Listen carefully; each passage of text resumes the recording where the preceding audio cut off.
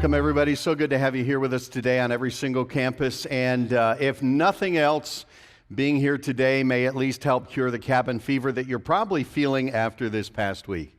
But if you are new to Parker Hill Community Church, it's a great time to be jumping in with us because today we're beginning a brand new teaching series.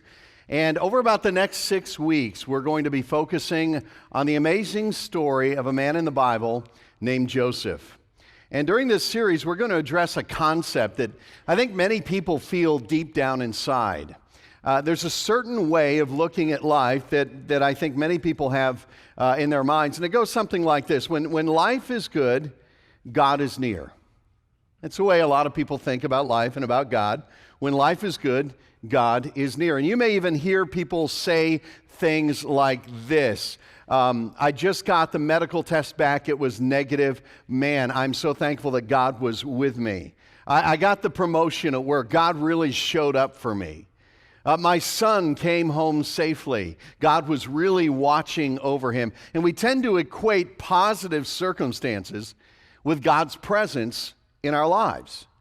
Now, the downside to that is this, that if you believe that statement, then there's a pretty good chance that you're also going to believe this statement, that if life is not good, then God is not near.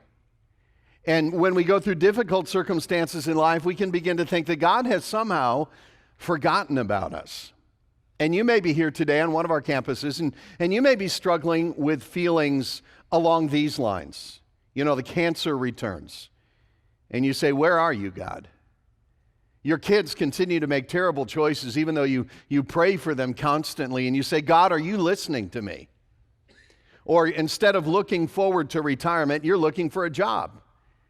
And you think, God, have you forgotten about me? Because here's what we think. We think when life is good, then God is near, and when life is not good, then God must not be near. And here's what I think we need to learn from the life of this man Joseph as we study his life over the next 6 weeks. It's this simple principle that no matter what part of life you're in life generally, God is near. In every moment, in the good times of your life, God is near. In the terrible times of life, God is still near. When you feel very much alone in your life circumstances, God is near. When you think nobody is watching and you're dealing with temptation, in that time, God is near. No matter what circumstances of life you may be in, God is near. In fact, the Bible says this very, very clearly in Hebrews chapter 13:5. God makes this promise. God has said, never will I leave you and never will I forsake you. And this promise is illustrated in a powerful, powerful way in the life of Joseph. Now, if you're new to Bible study, this Joseph that we're going to be talking about is not the Joseph of Joseph, Mary, and Jesus and Bethlehem. This is the Joseph that lived many, many, many years before that. Now, if you've been around church for a while, if you grew up in church, you may be very familiar with his story. Or if you're a big fan of Broadway, you may have seen Joseph and the Amazing Technicolor Dreamcoat. But for now, just set aside everything you've ever heard before about the story of Joseph, if you're familiar with it, and look at it through fresh eyes. And we're calling this series Ordinary Joe, because when it comes right down to it, Joseph was a pretty ordinary guy. He came from a very ordinary part of the world, very ordinary family, and yet his life was not ordinary. He lived an extraordinary life. And here's the secret to that. How does a very ordinary man live an extraordinary life? This is the theme that we're going to be pursuing over the next 6 weeks. Not original with me, but here's what it is. Joseph did what any ordinary person would do who's confident that God is with him. Joseph just did what any ordinary person would do who is confident that God is with him. And so the question I want you to be thinking about is this.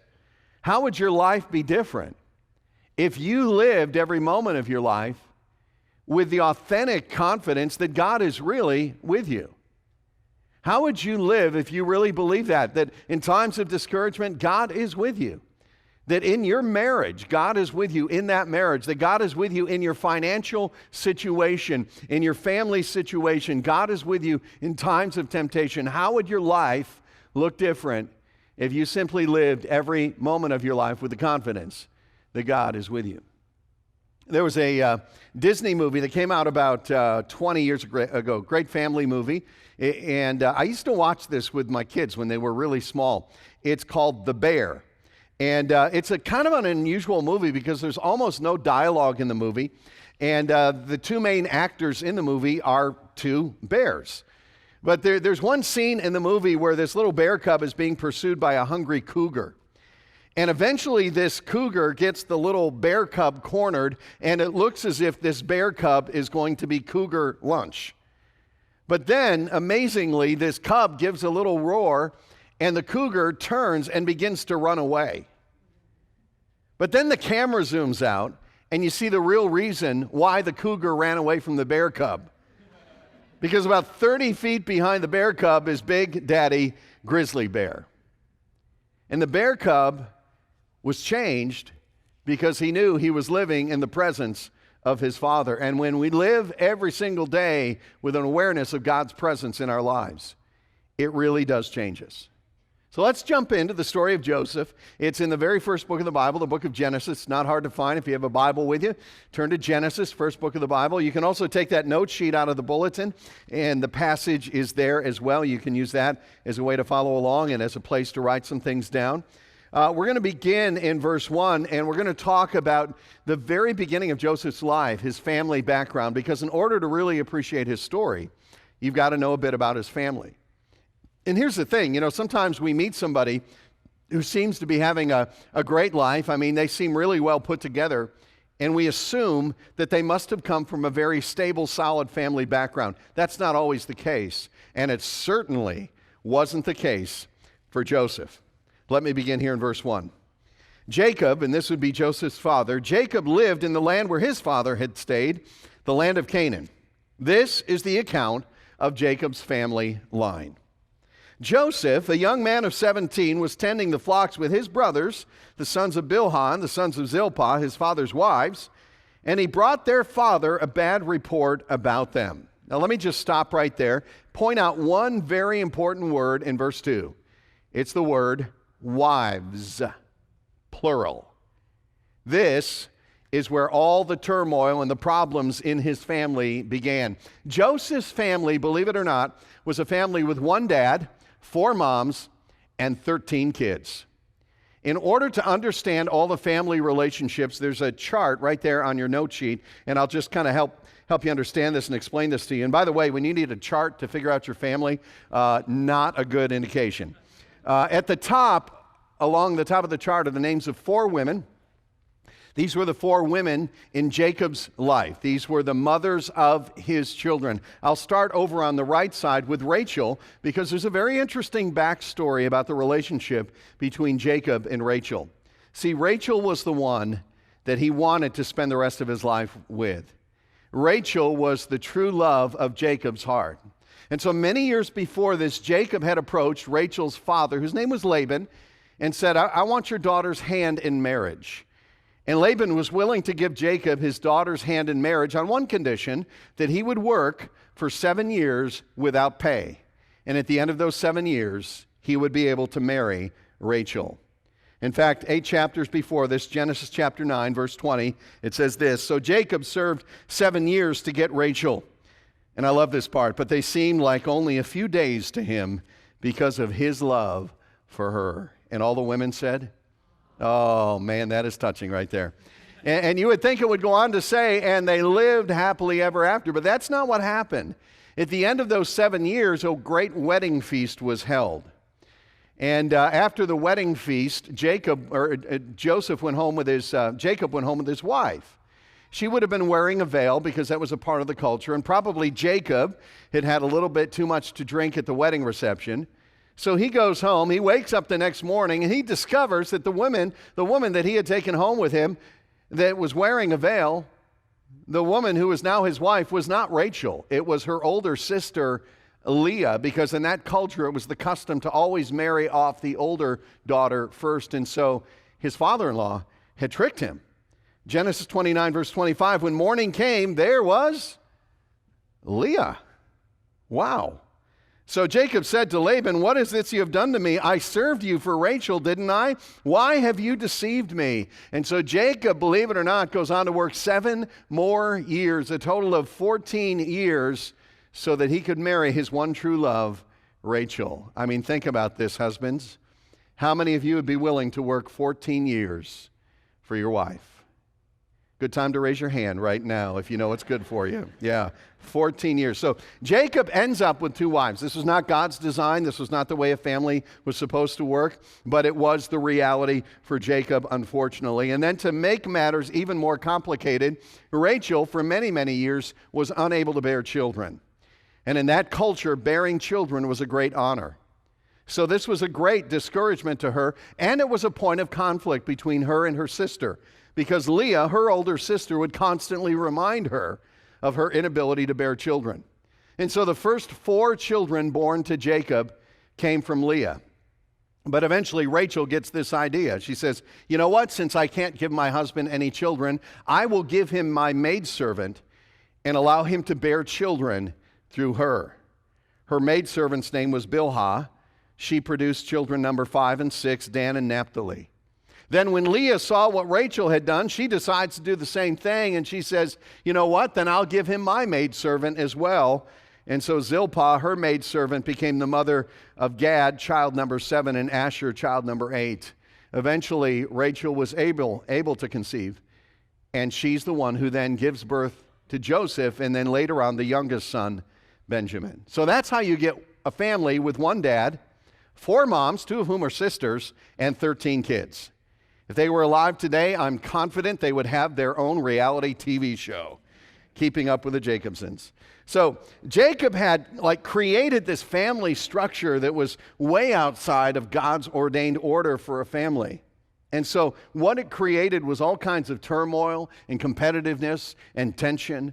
And what made matters even worse was that Jacob focused his attention and his love primarily on one of his children. Look at verse 3. It goes on to say this. Now Israel, which is another name for Jacob, this is where the nation of Israel gets its name. Jacob loved Joseph more than any of his other sons. Like when Jacob saw his other sons, he would acknowledge them.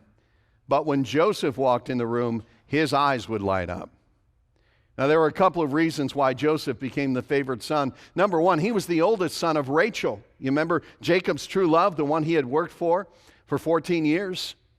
But it was also because of this. Look at the end of verse 3. Because he had been born to him in his old age.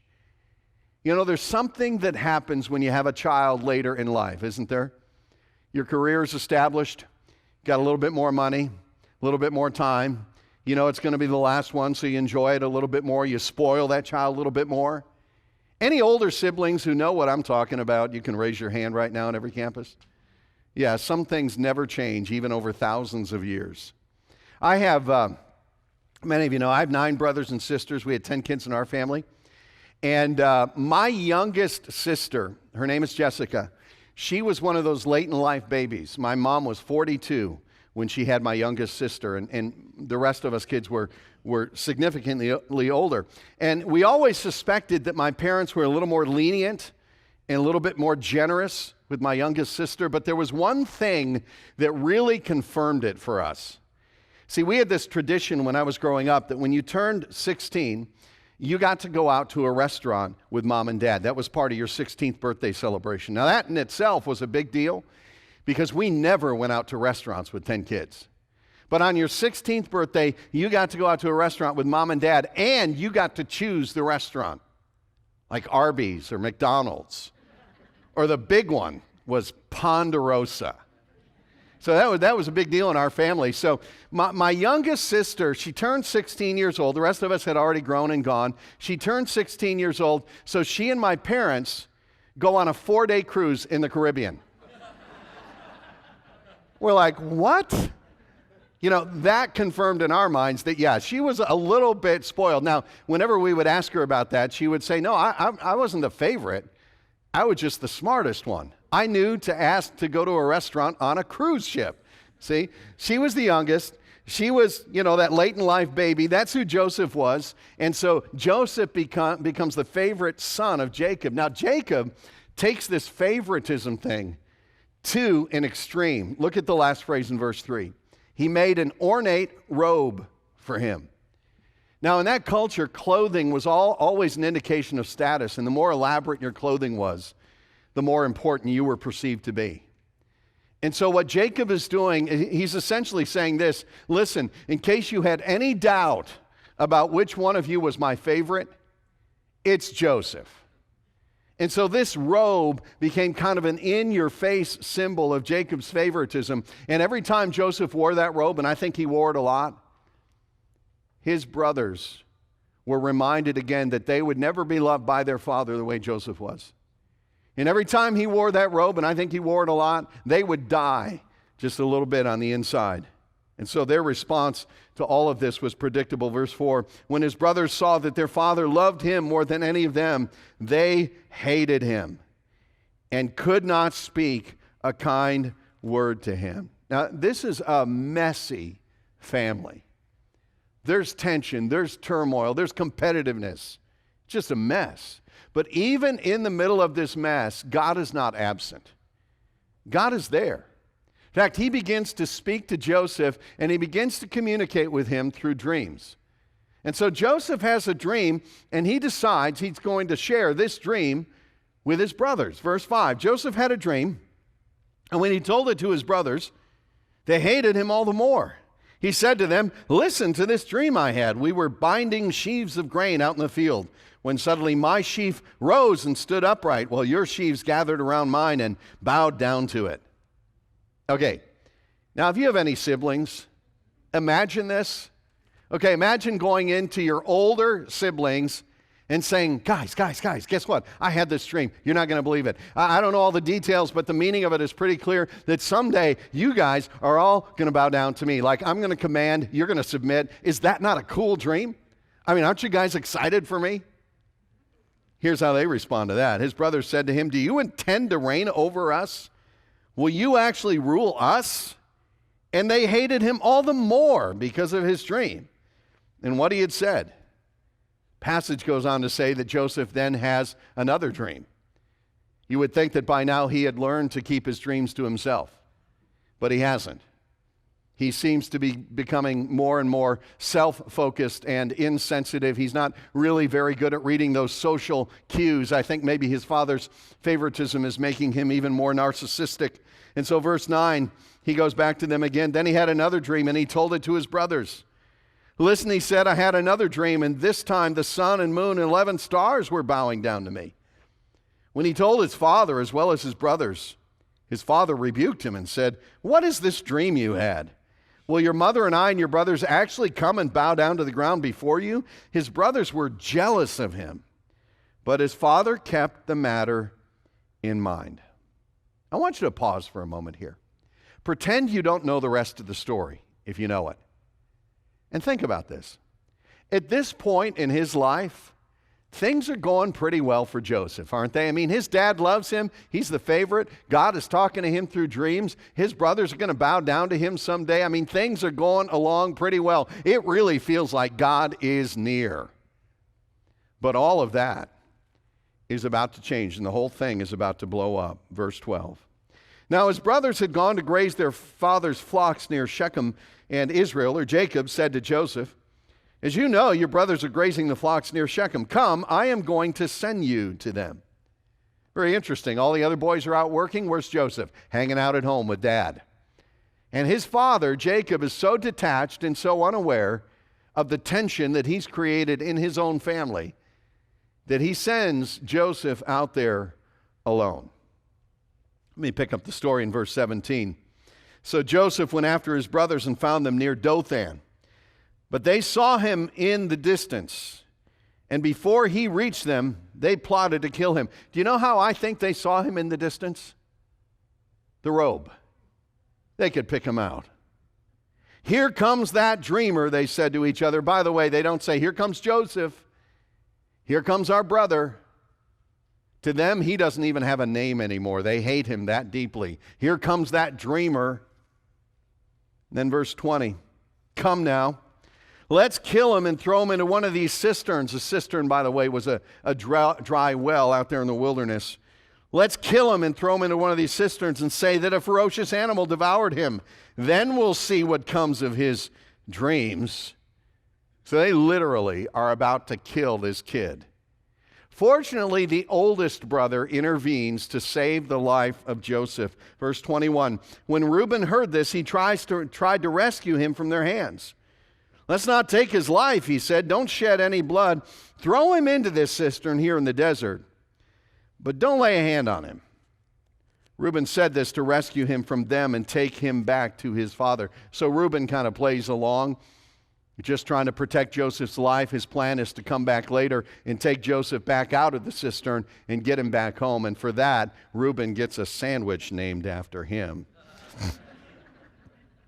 About this time, Joseph's in a pit. Reuben kind of goes off to do something else. A traveling caravan comes along. And suddenly, one of the brothers has a brilliant idea. Verse 26. Judah said to his brothers, "What will we gain if we kill our brother and cover up his blood? Come, let's sell him to the Ishmaelites and not lay our hands on him. After all, he is our brother, our own flesh and blood." Man, the compassion is just seeping out of this, isn't it?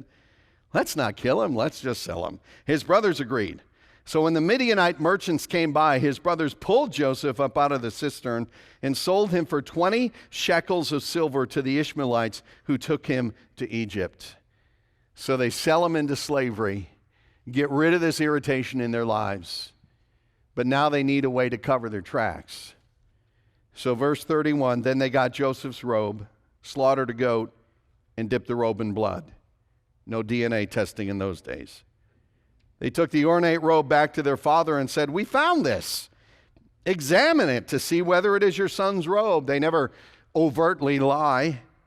He recognized it and said, "It is my son's robe. Some ferocious animal has devoured him. Joseph has surely been torn to pieces." And they allow their father to believe this horrible lie. Then Jacob tore his clothes, put on sackcloth, and mourned for his son many days. All his sons and daughters came to comfort him, but he refused to be comforted. "No," he said, "I will continue to mourn until I join my son in the grave." So his father wept for him. And Jacob carried that grief deeply for more than 2 decades, until eventually he sees his son Joseph again.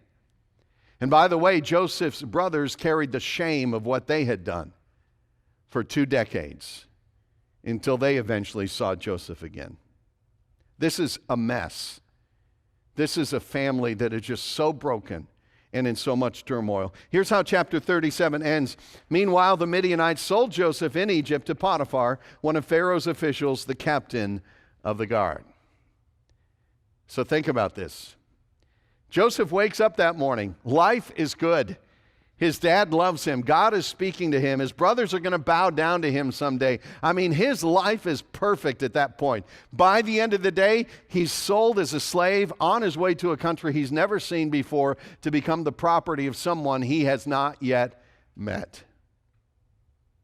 And at that moment, for all he knew, the dreams were gone.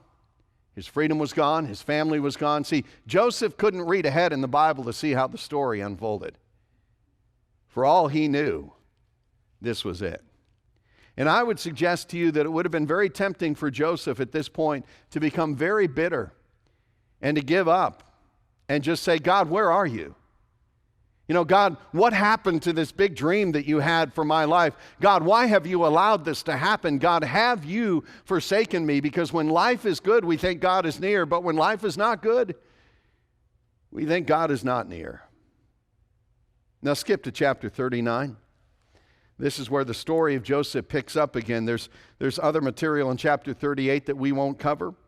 But chapter 39 is where we pick up his story again. Verse 1, now Joseph had been taken down to Egypt. Potiphar, an Egyptian who was one of Pharaoh's officials, the captain of the guard, bought him from the Ishmaelites who had taken him there. And here's the phrase that just doesn't seem to fit the story. The Lord was with Joseph. To which you might say, no, the Lord was not with Joseph, because if the Lord was with Joseph, he'd be back home with his mom and dad, and his stupid brothers would be in Egypt as slaves.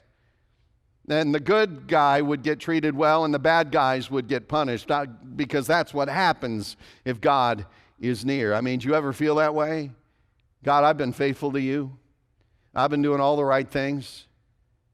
And God, my life is falling apart. And God, it doesn't seem like you're near. It doesn't seem like you're in charge. And God, if you are in charge, you're not very competent, because my life is falling apart. See, here's what we think. When life is good, God is near. But when life is not good, God is not near.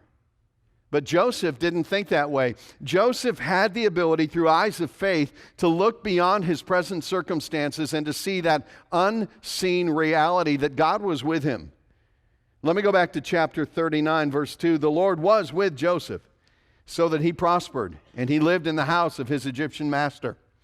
When his master saw that the Lord was with him and that the Lord gave him success in everything he did, Joseph found favor in his eyes and became his attendant. Potiphar put him in charge of his household, and he entrusted to his care everything he owned. You know what's so interesting to me? Instead of becoming bitter, instead of becoming disillusioned, Joseph decides to make the best of a bad situation. He honors his boss, he works hard, he shows honesty and integrity, and he is faithful, and eventually he is promoted to being in charge of the entire household of Potiphar. What was it that allowed Joseph, in the worst of circumstances, to respond with such a positive spirit? It was this: he knew that God was still there, and God was still in charge. To put it very, very simply, Joseph simply did what any ordinary person would do who is confident that God is with him. So let me speak, first of all, in closing, to those of you who don't have the greatest family background. Maybe you grew up in a family situation that brought you a lot of pain. A family situation in which you were lonely. Maybe you were criticized.